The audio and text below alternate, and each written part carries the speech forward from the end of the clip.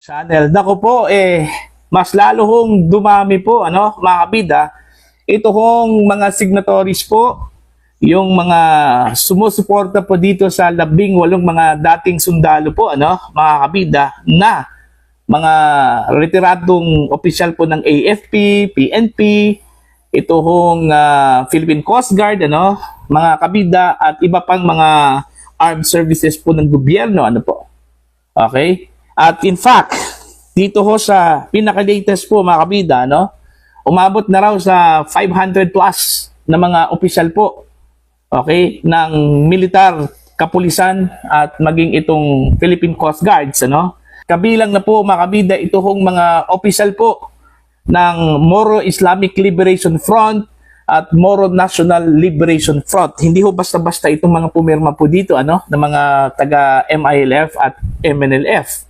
Mga generals po ito, mga kabida, sa kanila pong hanay, Dito lang po sa post po ni former Major General Romeo Poquis po, mga kabida, meron po siyang post patungkol ho sa suporta po ng Moro Islamic Liberation Front, mga kabida. Kung saan po ay halos dito mga generals, umabot po ang listahan po ng MILF na pumirma dito ho sa Manifesto of Support, mga kabida, sa 18 mga dating sundalo, nasa 79 lahat, 79, mga kabida.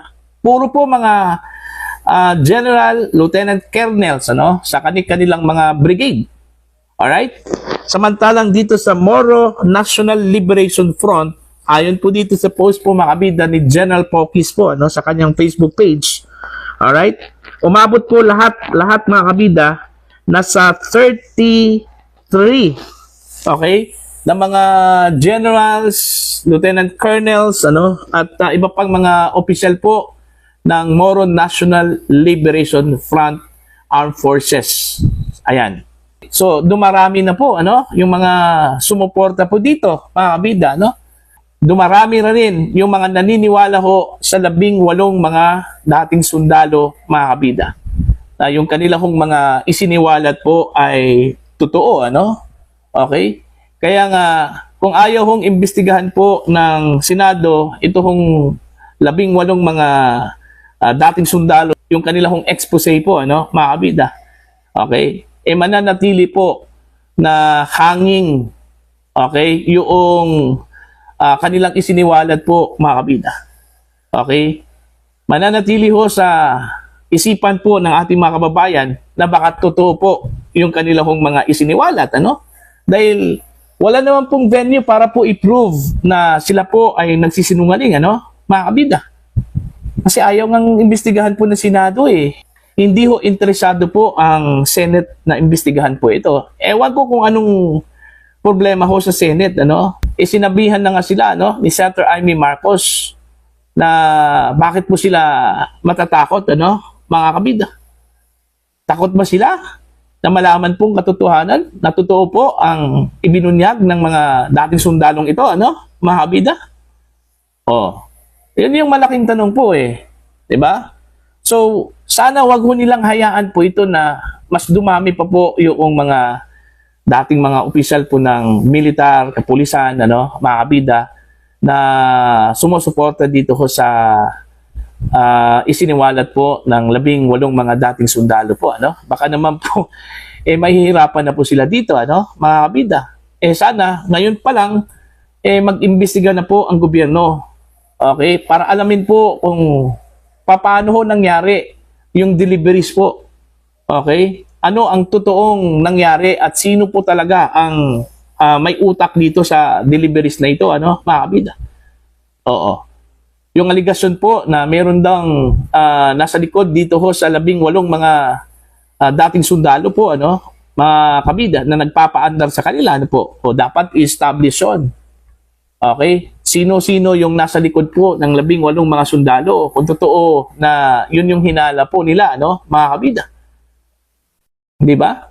Ngayon, ang nag-iimbestiga ngayon, mga kabida, ito hong NBI. In fact, pinasubpina na po itong 18 mga dating sundalo po ng National Bureau of Investigation po, ano?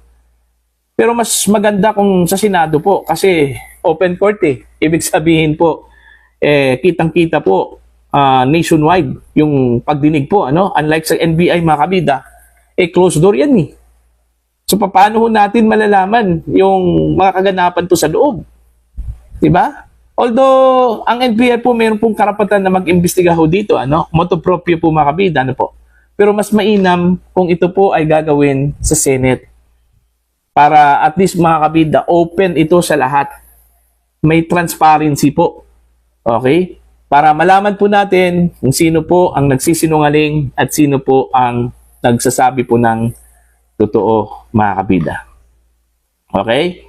Again, ang advocacy po ng mga sundalong ito, yung mga pumirma po, mga kabida, mga retired officers po ito ng Armed Forces of the Philippines, Philippine National Police, Philippine Coast Guard, ano, mga kabida, Moro Islamic Liberation Front, Moro National Liberation Front, ano, mga kabida, ano po.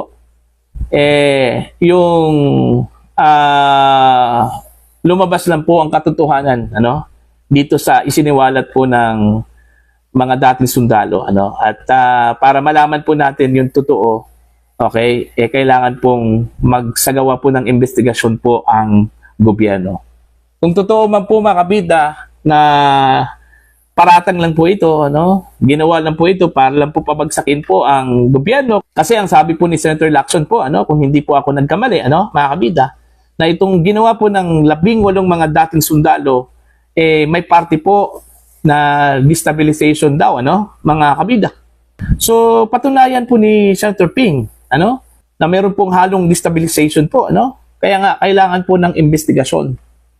Okay, para once and for all, malalaman po natin kung itong 18 mga dating sundalo, yung kanila kong ibinunyag po, ay meron pong nag-orchestrate po dito, ano, na individual o grupo, ano, mga kabida.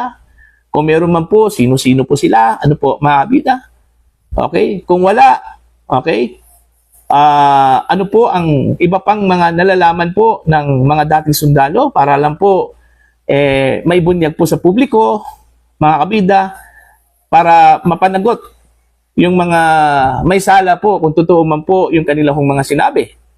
Ganun lang po yung kasimple sana, mga kabida, pero bakit takot po sila na malaman po natin ang totoo?